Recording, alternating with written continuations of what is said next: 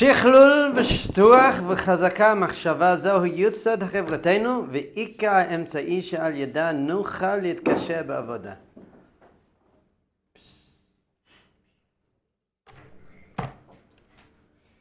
The perfection and clarification and strengthening of your thought, that is the foundation of our crew. And it's the main means by which we will able to attach ourselves to our Avodah. That's it. Life is all about Avodah. What's your Avodah? What's being asked of me in this situation? How can I do whatever I'm doing in the best possible way? How can I get up in the best possible way? How can I interact with other people in the best possible way? How can I eat in the best possible way? How can I learn in the best possible way? How can I exercise in the best possible way? Everything's Avodah. Avodah means how can I do this in the best possible way? And what do we mean by the best possible way? The way that is going to turn you into a master. A master. You are master of your mind, body, soul, emotions, actions, character traits. And are you coming closer to God in everything you do? That's what the Avodah is. The key to all Avodah is mental clarity and strength. You have good thinking, you'll have the discipline to go to the gym. You have good thinking, you'll have the discipline to get out of bed even when it's hard. Most people do things according to their mood. I don't feel like it, so I'm not going to do it. But you say, I don't feel like it, but I know it's good for me, so I'm going to do it anyway. So you have to learn to overcome your natural laziness and comfort. I.e., you've got to go in the freezing mikveh in the morning. It never gets better. It's never like, I'm looking forward to doing this. It's like, but you just got to do it. Don't think, just get in. Breathe through. That's why cold is ice baths, cold showers is so good for you in so many ways. Physically, it's good for you, strengthens you. Emotionally, mentally, it's just good for you because it makes your body have to take this thing that it doesn't want to necessarily deal with and then be able to breathe deeply and calmly in it. Yes? So during the 9 days, you're not allowed to take a shower that you enjoy. If you enjoy taking cold showers, just don't take a shower. Do it. Go all the way. And I practice all through the year for the 9 days. So I try not to ever shower. No, I don't know. Ask your local posek. But you have a quick shower. Anyway, quick shower, you get in, you get out. Cold shower. Which is something that you should probably do anyway. You don't want to be spending a long time in a warm shower.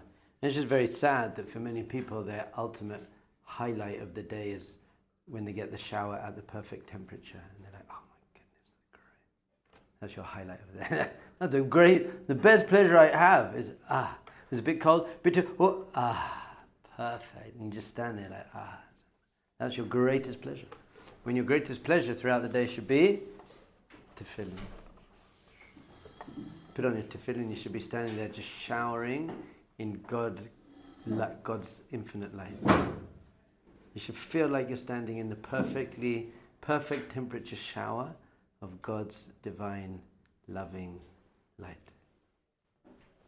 Which means you're not going to take off your tefillin at the very first chance. You're going to keep them on for a bit after davening. You're going to keep them on. You're going to learn a little bit, and then you're going to be like, okay, I have to take them. I have to take them off now. But you're not whipping them off. לא בבחינת בחור השפחה אשר אחר החיים, אלא כבן המרגיש את קיבתו של אביו. Said this before, but your avodah, your work, cannot be like a maidservant's son far away. There is the type of work where I'm just doing it, because I'm doing it, I'm a slave, and I'm doing what I have to do, I'm putting on my tefillin, I'm saying my blessings, I'm being nice to people, but I'm not connected to it. Ela kaben, you have to be like the son of the king, who feels close to the king and is having this constant conversation with the king. You have a constant conversation with the king and you feel close and friendly and you can speak about anything. That's the avodah we want to do. והנה כל עיקר קושיות כיבד המחשבה שקשה לו לאיש מחזקה לבלי הרפותה היא בייז סיבות. Why is it that most people don't have complete control over their thinking? What percentage of your thoughts during the day would you say you are consciously choosing? These are the thoughts that I would like to be having right now, because these are the thoughts that are helping me become a good, nice, kind, loving, God-conscious, sweet person. What percentage of your thinking are you choosing? And what percentage of your thinking is just coming out? Your doubt and your fear and your hatred and your judgment and your low self-esteem. And it is a level that you're fighting it. That's good. Okay, I don't want that thought. I want to purify my thought. It's got to come to a point where you're basically naturally just thinking better. You're naturally thinking nice thoughts. So to get there, it might take some kind of fighting and analyzing and working through it. But eventually, you don't want to be walking around having to fight your thoughts all day. That's very tiring, very painful. You want to be walking around with, I've just got a very good soundtrack in my head right now. It's a very good, clear, nice, positive, happy soundtrack. So why can't we do that? The first thing is,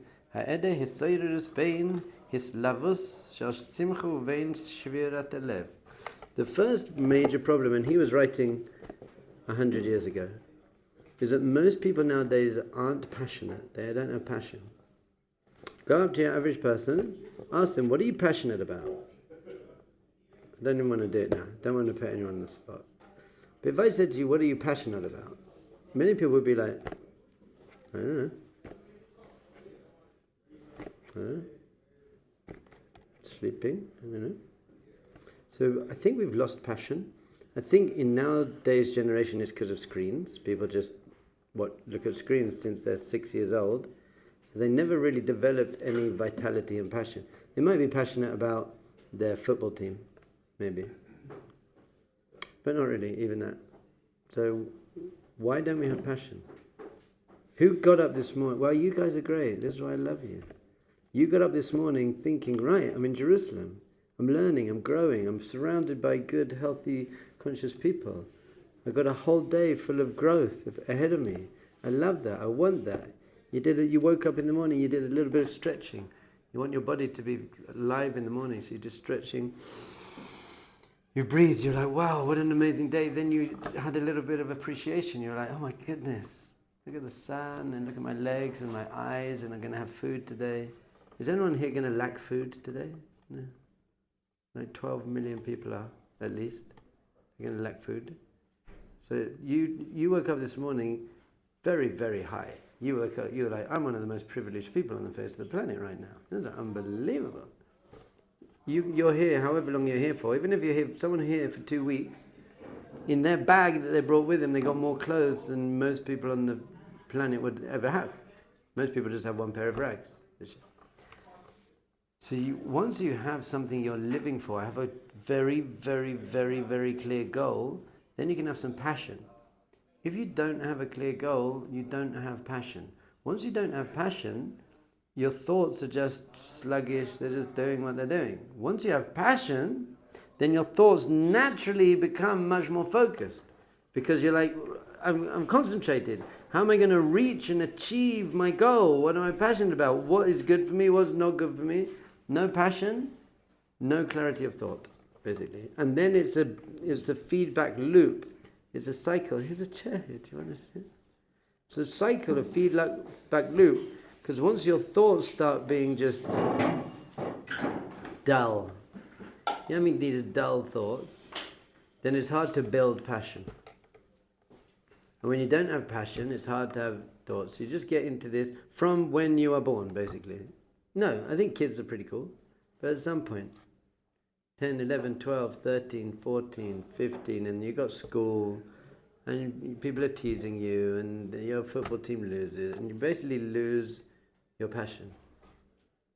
Kids want to be Spider-Man. My boys, they still just want to be Spider-Man. Why? Because they're like, I want to save the world. I think in general, kids just want to save the world. Why do they love superheroes? Because they're like, that's great. I want to be strong. I want to save the world. And then when you get a bit older, you're like, you don't even want to save yourself. You're just like, just yes. On the highest level, though, do passions not just take away from your Torah study? Well, maybe I'm saying your Torah study can be your passion. I didn't mean you should be passionate about playing tennis. You should be passionate about studying Torah, passionate about tefillah, passionate about growth. But you've got to find your place. At the moment, I'm not passionate about studying Torah. That's not my go-to thing. I'm passionate about writing books. When I've got a free time, when my kids and wife go to bed, I'm not pulling out a Gemara. I'm not saying that's good or bad. I'm pulling out my computer and I'm writing books. So I can empower people. My passion at the moment is to make you passionate. But at other points in my life, my passion was Torah. Before that, my passion was martial arts. And before that, my passion was meditation. Passion was travel. At some point, I was like, before that, by the way, my passion was clubbing and going to festivals and being a DJ. And so I feel I've actually been pretty passionate in my life. Sometimes for good things, sometimes for bad things. And it keeps changing, but I've always felt a sense of, I think there was a kind of depressed 17, 18-year-old stage in there. Smoking too much weed, really. Weed takes away passion. That's the ikka baya, the ikka problem of weed is it just kills passion. Feels nice for a bit, kills passion. So that's what happened then. But then at some point I was like, I don't want that, so passionate, find something to be passionate about. So if you don't, Is there a way to become passionate about something? Can you force it? Can you like almost decide to become passionate about something?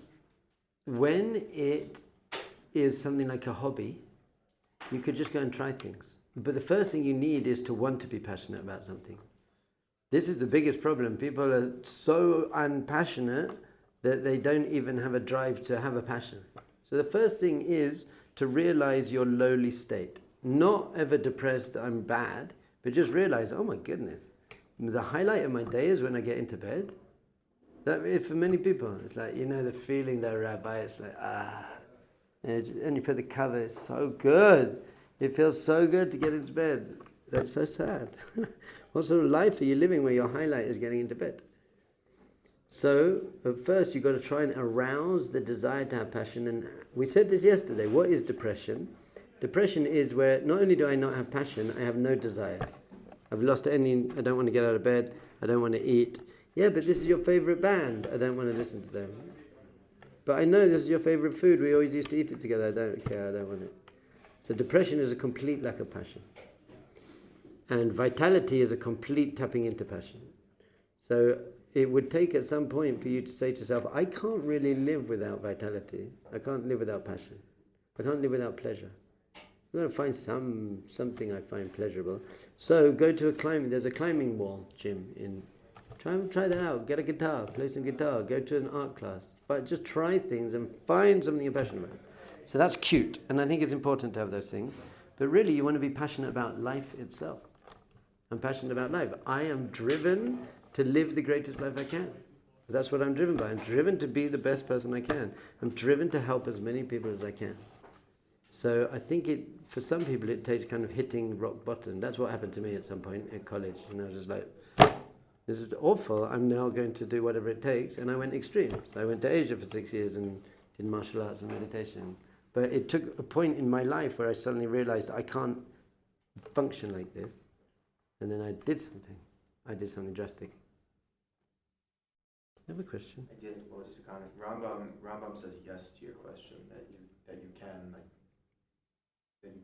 What was your question again? How to arouse passion. Right, how to arouse passion. Right. Yeah. So during Parsha's Chukah, when we get all the chokim, he says that the choks, which are laws that don't have an explicit meaning behind them, that they're actually designed for us to stimulate an emotional connection. They're designed to stimulate an emotional connection to Hashem without exactly knowing the real meaning behind it, just out of bitachon and trust. And simply doing it without exactly knowing why or exactly having that passion will eventually change the way you feel about it, simply doing it. Okay, so maybe that's what we're saying. Go to the climbing gym. Yeah. Try get a guitar, to go to a painting class. Yeah. So you have to have the tiny spark of desire to get any passion. But this is writing 100 years ago, by the way. But nowadays, you look around, look at just people walking down the street. Everyone's just like literally almost zombies. There's no life. Very few people are living with any vitality. I go up to people and say, "Hey, are you alive?" And they're like, "What?" "Yeah, I think so." I'm like, "You're clearly not then." Right. So the first problem fine. If you have no passion and vitality, then your thoughts are just going to be dull and meaningless and bad. And he says actually both ways. He's very into this. He says either hitlavut shel simcha, a fiery, enthusiastic joy. And he says even this. Uvein shel shfirat alev. We don't even have passionate brokenness. We spoke about this yesterday as well. The difference between depression and broken heart. To have depression and a broken heart. Depression is flat line, you have no yearning, you've lost all passion. A broken heart is there's a kind of yearning. It's like, I want something, I don't have it, and it hurts me, but there's hope. There's a yearning. So we don't even feel that anymore. Really, we're talking about this as in the 3 weeks and the destruction of the temple. We don't feel upset about it. And how do you? Because we don't know what it meant. That was yesterday's class. So, you know what? We're pretty good at feeling bad emotions.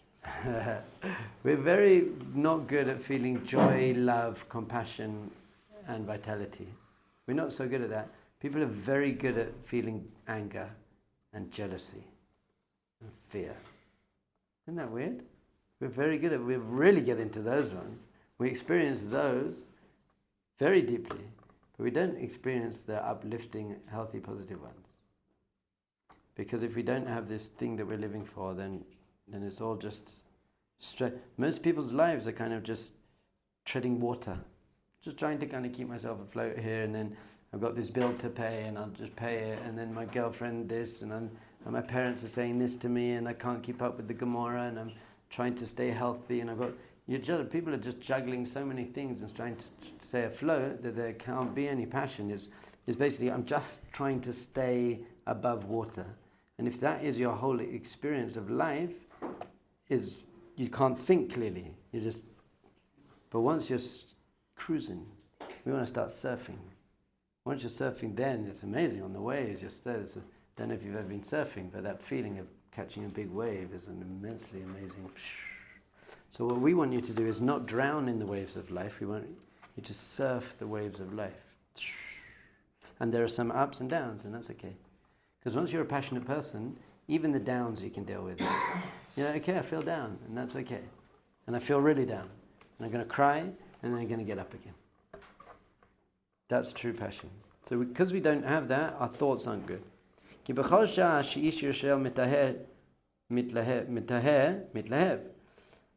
Whenever we purify ourselves, then we have a natural passion. Maybe this is another answer to your question.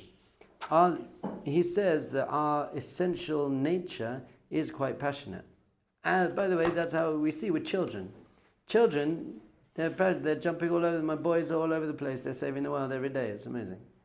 And my daughter, she wants to be a princess. Not anymore. She's 12. Well, maybe that's the problem, But kids are naturally passionate, and then we grow up and life takes its toll, and our passion is covered over with all our trauma and our stuff, and our thoughts and our stuff.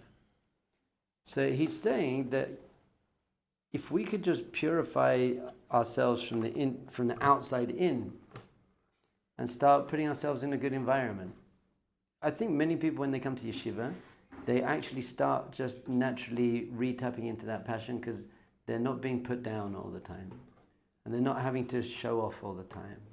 And they're not having to do stuff that they might not want to do just to impress other people all the time. And they're surrounded by people who are also growing. So then what happens, just by being in a healthy environment, being in the yeshiva environment, you start feeling, okay, hold on, there's some hope for me.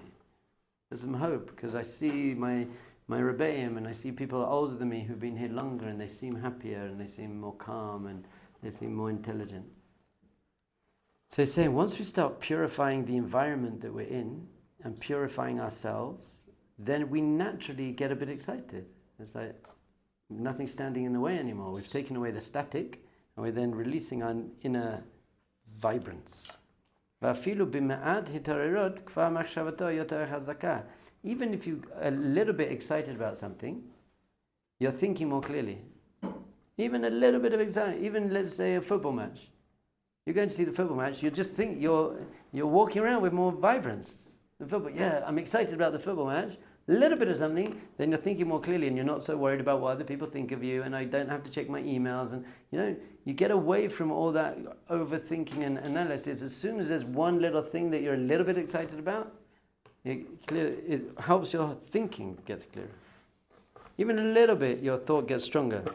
And then you get out of all your physical needs, and your body is very heavy, actually, and your bodily needs. This is why a tzaddik doesn't need to eat so much and doesn't need to sleep so much, because they're not confined by their body as much. The more you're identified with your body needs, the more sluggish you become. But once you see your body as your Ferrari, it's just your vehicle for your soul, so you give it what it needs, then you give it what it needs, you're not so bothered about thinking about your body. How much are you thinking about your body? What I want to eat, what clothes I'm going to wear, how good looking I am, how ripped I am, what food is for lunch. So if you're doing that, your thoughts are very low. It's just a very lowly thought. Moshe Feinstein was never thinking about food. No, the Rosh Hashiva is not thinking about food. I've never seen him eat. I don't know if he eats. Maybe on Shabbos he eats. But a tzaddik never thinks about food. They just eat food when it comes, the right amount when it comes. But that's not what's occupying their thoughts. So if our thoughts are in the world of my physical desires and needs, then they are by definition very lowly. But once you're excited about anything, once again, let's say the football, you're not so bothered about your bodily needs anymore. You're just really excited about this. Although you probably need a beer. I can't enjoy the football without a beer.